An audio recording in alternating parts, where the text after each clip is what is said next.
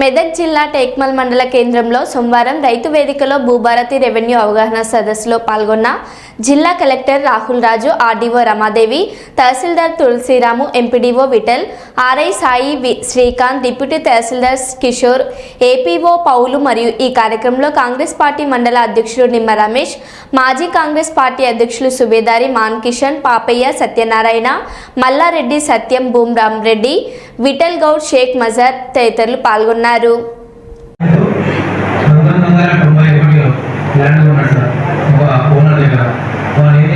ఒక బయట పేపర్ పైనే రాసుకున్నారు కాబట్టి అది ఇప్పటి వరకు ఇక్కడ రికార్డు లేదు. మొన్న ధరలు వచ్చిన తర్వాత ఎప్పుడైతే 90 కోట్ల అమ్మిన రైతు ఉన్నాడో ఆ రైతు మళ్ళీ ధరలు వచ్చేసారు. మేము వచ్చిన తర్వాత చాలా సార్లు అడుగుతున్నాం, అతను చేయిస్తలేడు. దాన్ని ఒకసారి మీరు కేర్ఫుల్ తీసుకొని సమస్యను పరిష్కరించాలని కలెక్టర్ గారికి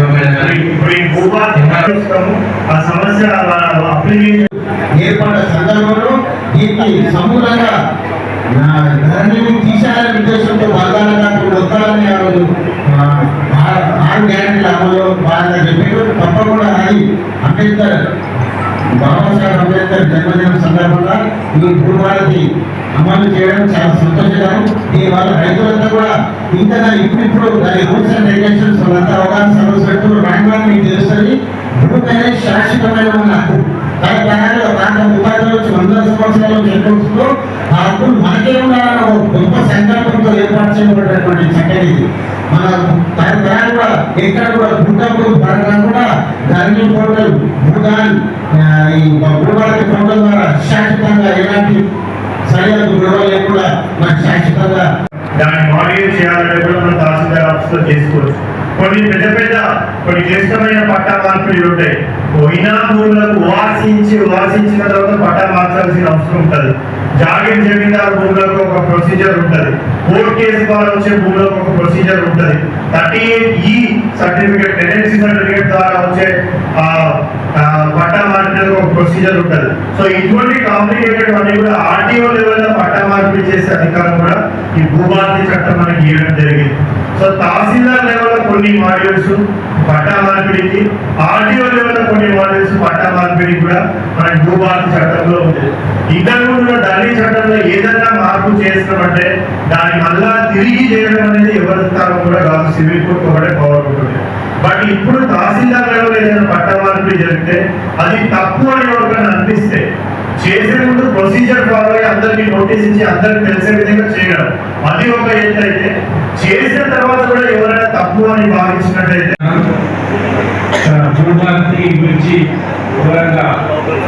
వివరించడానికి వచ్చిన గౌరవ జిల్లా కలెక్టర్ గారికి, ఆర్డీఓ మేడం గారికి, ఎంఆర్ఓ గారికి, ఎంపీడీఓ గారికి, ఇక్కడికి వచ్చిన ప్రజాప్రతినిధులు, రైతులందరికీ నమస్కారం. చక్కగా మరి మన జిల్లా కలెక్టర్ రాహుల్ రాజు గారు చాలా చక్కగా చెప్పారు.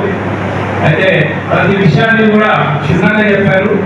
మా గౌరవ దామోదర రాజనరసింహ వైద్య ఆరోగ్య శాఖ మంత్రులు చెప్పిన విషయాన్ని అది వాస్తవము. ఎంతో మంది మండలంలో గిరిజన మరి బలహీన వర్గాల వాళ్ళు ఎంతో అన్యాయం గురయ్యారు. ఎగ్జాంపుల్ నేను నా ముందరున్న రైతు నీలమైన వారు తాండారు.